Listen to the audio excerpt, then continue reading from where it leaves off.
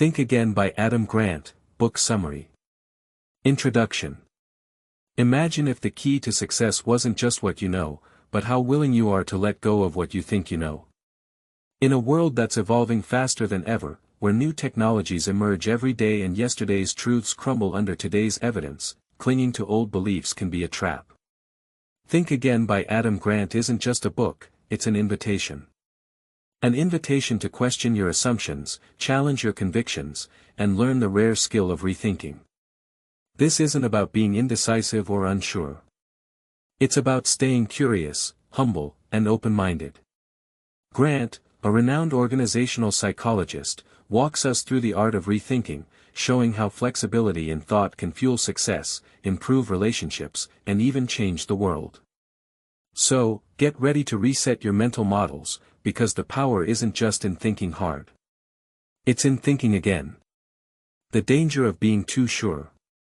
One of the first lessons Grant teaches is about the danger of being too certain. We often fall in love with our own opinions. Once we form a belief, our brains start filtering out anything that contradicts it. Instead of acting like scientists who seek truth, we behave like preachers, prosecutors, or politicians. Preachers defend their beliefs as sacred. Prosecutors attack opposing views.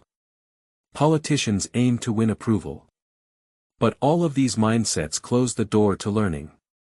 Grant urges us to adopt the scientist mindset, one driven by curiosity and evidence. Scientists form hypotheses, test them, and change course when data contradicts their assumptions.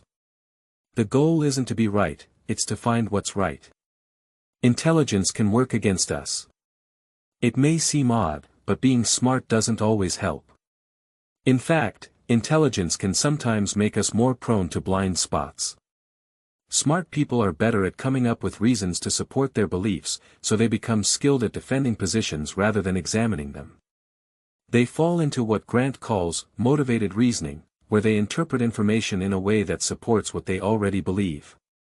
This is dangerous, especially for leaders and experts. The smarter you are, the more convincing your justifications become, even if they're wrong. The solution is not to think less but to rethink more. Intelligence should come with humility, not arrogance. Detach your opinions from your identity. Many people tie their beliefs to their identity. When someone questions a belief, it feels like a personal attack. Grant emphasizes the importance of detaching our opinions from who we are. Instead of saying, "I am a Democrat," or "I am a vegan," try saying, "I support these policies," or "I eat a plant-based diet."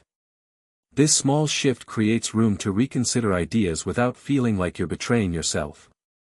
Being wrong doesn't mean you're foolish, it means you're learning. Grant reminds us that changing your mind is a strength, not a weakness. Flexibility in thinking is essential in a world that never stops changing. The joy of being wrong. While most of us hate being wrong, Grant introduces the idea that being wrong is actually a good thing. It means you've discovered a better way of thinking. Great thinkers like Jeff Bezos, Ray Dalio, and Nobel Prize winners are not celebrated because they are always right, but because they are willing to admit when they're wrong and adjust their course.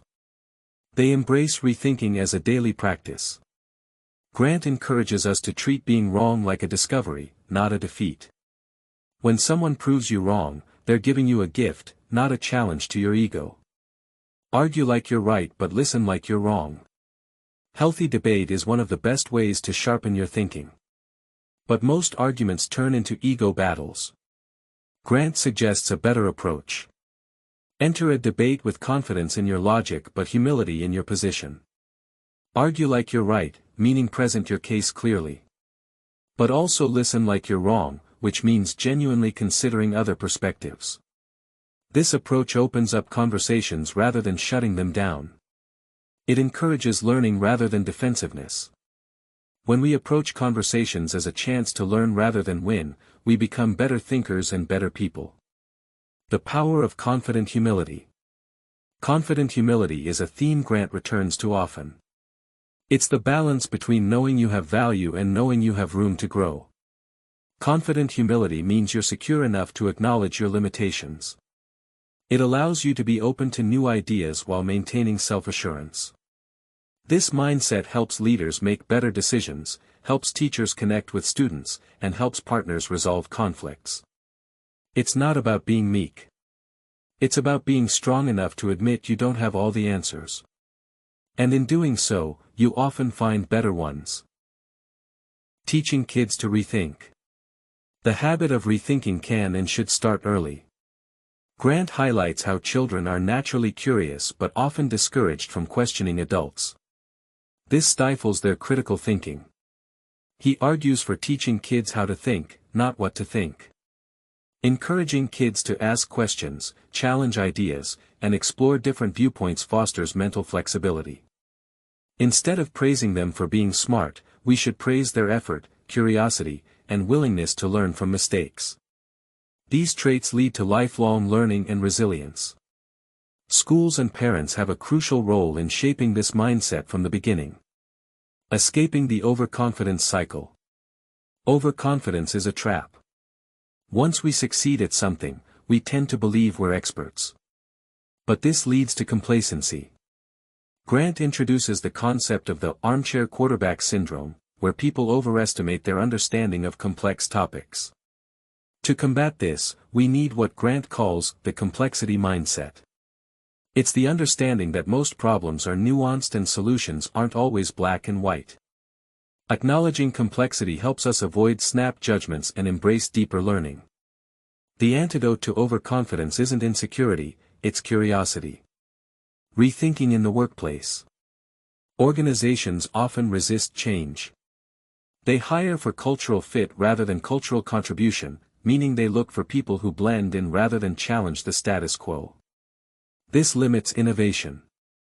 Grant proposes hiring people who bring different perspectives and encourage healthy conflict. Psychological safety is critical. Employees need to feel safe speaking up without fear of punishment.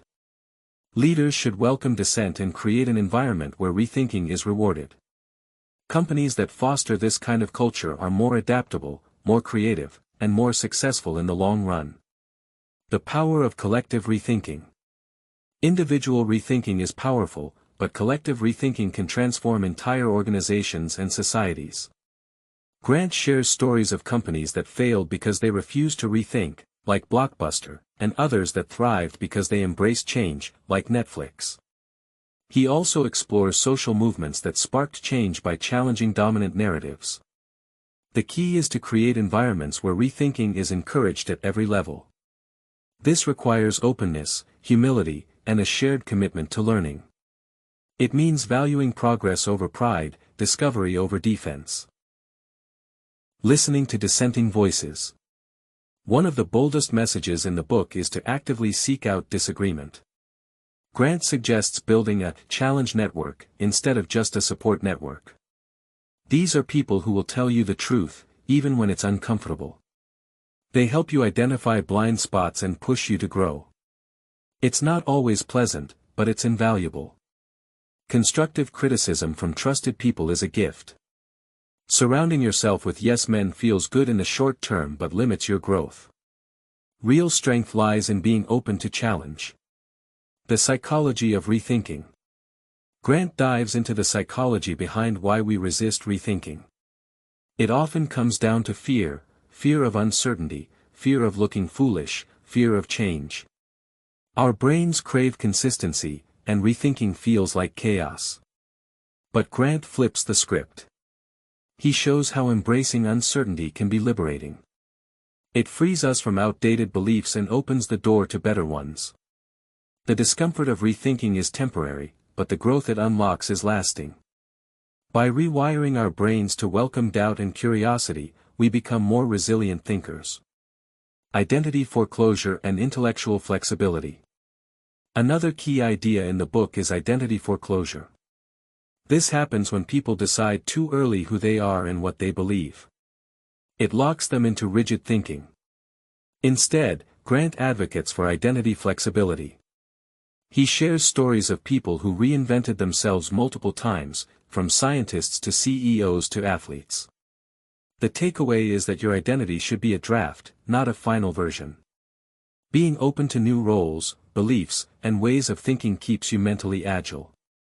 It also makes life more exciting. How to win minds, not arguments. Changing someone's mind is an art, and yelling facts rarely works. Grant offers practical strategies for persuasion. One is the complexity approach. Acknowledge the other person's viewpoint, show the complexity of the issue, and gently present your perspective. Another is motivational interviewing, a technique where you ask open-ended questions to help people explore their own beliefs. Instead of forcing change, you guide it. These methods are more respectful, more effective, and more likely to create lasting change. Rethinking in a polarized world. We live in a world of deep polarization. People are more divided than ever.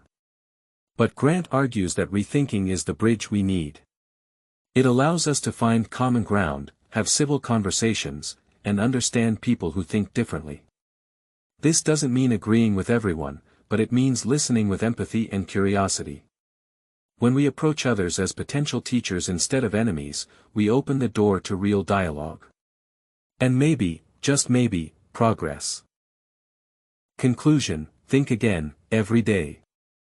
As the book closes, Grant leaves us with a simple yet profound message. The most powerful skill in the 21st century isn't just thinking. It's rethinking. In our careers, relationships, and personal growth, the ability to question, adapt, and evolve is essential. Whether you're a student, a leader, or just someone trying to make sense of the world, Think Again challenges you to let go of certainty, embrace curiosity, and keep learning. Because in the end, wisdom isn't about having all the answers. It's about knowing how to ask the right questions.